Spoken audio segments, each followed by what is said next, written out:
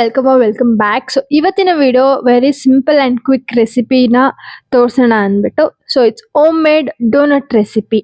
Doughnut ಮಾಡೋದಕ್ಕೆ very simple and few ingredients ಅಷ್ಟೇ ಬೇಕಾಗಿರೋದು.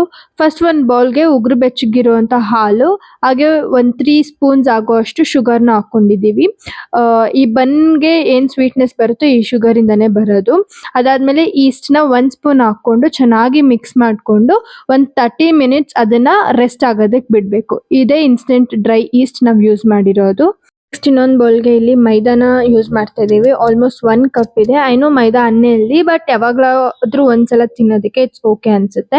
ಈಸ್ಟ್ ನೋಡಿ ಎಷ್ಟು ಚೆನ್ನಾಗಿ ಉಬ್ಬಿ ಬಂದಿದೆ. ಈಗ ಒಂದು ಸ್ವಲ್ಪ ಉಪ್ಪು, ಹಾಗೆ ಒಂದು ಸ್ವಲ್ಪ ಲೈಕ್ 3 ಸ್ಪೂನ್ಸ್ ಆಗೋಷ್ಟು ಮೊಸರನ್ನ ಕೂಡ ಯೂಸ್ ಮಾಡಿದ್ದೀವಿ. ಇದಕ್ಕೆ ಇನ್ಯಾವುದೇ ರೀತಿಯಾದಂಥ ಹಾಲು ಅಥವಾ ನೀರು ಯೂಸ್ ಮಾಡಲ್ಲ. ನಾವೇನು ಈಸ್ಟ್ ಮಿಕ್ಸ್ಚರ್ ಮಾಡ್ಕೊಂಡಿದ್ವಲ್ಲ ಅದನ್ನಷ್ಟೇ ಹಾಕಿ ಚೆನ್ನಾಗಿ ಡೋನ ಪ್ರಿಪೇರ್ ಮಾಡ್ಕೋಬೇಕು.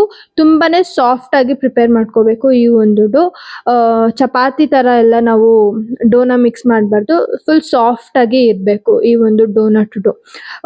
ಎಷ್ಟು ಚೆನ್ನಾಗಿ ನೀವು ಡೋನ ಪ್ರಿಪೇರ್ ಮಾಡ್ಕೊಂತೀರೋ ಅಷ್ಟು ಚೆನ್ನಾಗಿ ನಮಗೆ ಡೋನಟ್ ರೆಡಿ ಆಗುತ್ತೆ. ಆ್ಯಂಡ್ ಈಗ ಒಂದು ಸ್ವಲ್ಪ ಬಟರ್ನ ಕೂಡ ಯೂಸ್ ಮಾಡ್ತಾ ಇದ್ದೀವಿ. ಇಲ್ಲಿ ನಾವು ಯೂಸ್ ಮಾಡಿರೋದು ಮಿಲ್ಕಿ ಮಿಸ್ಟ್ ಅವ್ರದ್ದು ಬಟರ್. ಜಾಸ್ತಿ ಬೇಡ, ಜಸ್ಟ್ 1 ಸ್ಪೂನ್ ಆದರೆ ಸಾಕು. ನೋಡಿ ಇಷ್ಟು ಚಿಕ್ಕದಾದಂಥ ಡೋ, ಆಮೇಲೆ ಇಷ್ಟು ದೊಡ್ಡದಾಗಿ ಆಗಿದೆ. ನಮ್ಮಮ್ಮ ಅಷ್ಟು ಬೇಗ ಬಂದು ಪ್ರೆಸ್ ಮಾಡಿಬಿಟ್ರು, ಅದಕ್ಕೆ ಸ್ವಲ್ಪ ದೊಡ್ಡದಾಗಿ ಕಾಣಿಸ್ತಿಲ್ಲ ಅದು. ಅದಾದ್ಮೇಲೆ ಚಿಕ್ಕದಾಗಿ ರೌಂಡ್ಸ್ ಮಾಡಿಕೊಂಡು ಈ ರೀತಿಯಾಗಿ ಜಸ್ಟ್ ಲಟ್ಟನ್ಗೆಲಿ ಒಂದ್ಸಲ ಪ್ರೆಸ್ ಮಾಡ್ಕೊಂಡ್ರೆ ಇಷ್ಟು ಚೆನ್ನಾಗಿ ಚಿಕ್ಕದಾಗಿ ಆಗುತ್ತೆ.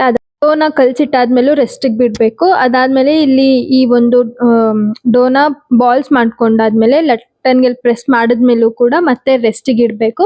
ಆಗ ಅದು ಸೈಜ್ ಡಬಲ್ ಅಥವಾ 1 ಸೈಜ್ ದೊಡ್ಡದಾಗುತ್ತೆ.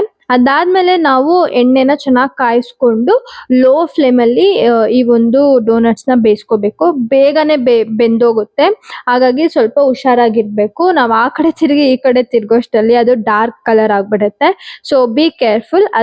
ರೆಸ್ಟಿಗೆ ಇಟ್ಟಷ್ಟು ಚೆನ್ನಾಗಿ ಉಬ್ಬಿ ಬರುತ್ತೆ. ಆ್ಯಂಡ್ ಈ ಒಂದು ಬನ್ಸ್ ಏನಿದೆ ಅಲ್ವಾ ಅದನ್ನ ಹಂಗೆ ತಿನ್ನಕ್ಕೆ ಕೂಡ ಚೆನ್ನಾಗಿತ್ತು ವಿತೌಟ್ ಚಾಕ್ಲೇಟ್. ನೀವೇನಾದ್ರು ಬನ್ ಪ್ರಿಪೇರ್ ಮಾಡ್ಕೋಬೇಕು ಅಂದರೆ ಇದೇ ಪ್ರೊಸೀಜರ್.